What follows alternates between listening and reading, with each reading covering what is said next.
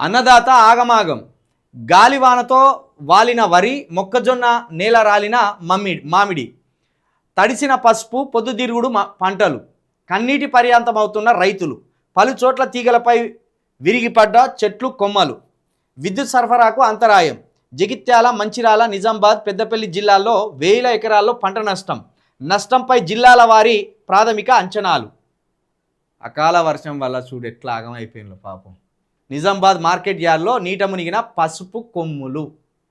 ఇప్పుడు అక్కడ ఉన్న ఎంపీ గారు మీరు కేంద్ర ప్రభుత్వంలో భాగస్వామి. పసుపు బోర్డు తీసుకొస్తానన్నారు, తీసుకురాలేకపోయిండ్లు. పసుపు రైతులనన్నా ఆదుకోరు. నిజామాబాద్ అంటే పసుపు అంటే నిజామాబాద్ అనే రీతిగా అక్కడ పసుపు రైతులు అత్యధికంగా ఉంటారు. మరి ఇప్పుడు పసుపు మొత్తం నీటిలో మునిగి పాపం వాళ్ళు తలలు పట్టుకొని ఏడ్చే పరిస్థితి వచ్చింది. ఇక రాష్ట్ర ప్రభుత్వం మీరేం చేస్తారో మీరు కూడా ఆదుకోరు.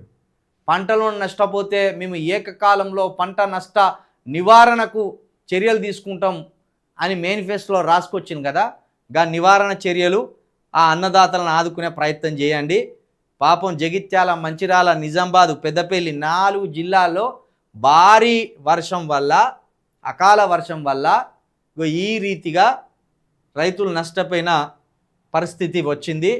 దయచేసి వాళ్ళని ఆదుకొని వాళ్ళని ఒడ్డున పడేస్తే మళ్ళీ పంటలు వేసుకొని మళ్ళీ జీవితాన్ని గడిపే అవకాశం ఉంటుంది. లేకపోతే వాళ్ళు చాలా ఇబ్బందుల పాలయ్యే అవకాశం ఉంటుంది. ఈ అకాల వర్షాలతోటి వచ్చే ముప్పు ఇదే.